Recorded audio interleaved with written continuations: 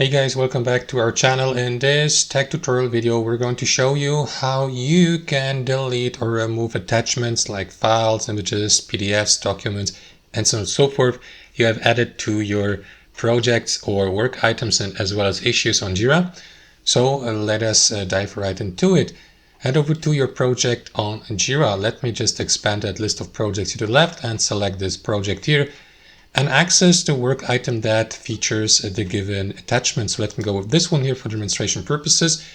And as you can see, an attachment has already been successfully added, which is in this case, this image here. You see the list of attachments listed here.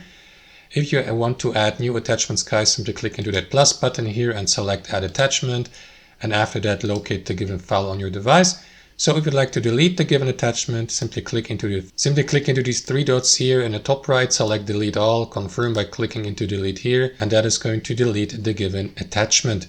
You will need to click into these three dots here, guys, and into the delete all, because deleting these attachments one by one doesn't seem to work, at least not for me. So that's how it works. Hope you enjoyed this video, got some value from it, and we'll see you next time on our channel.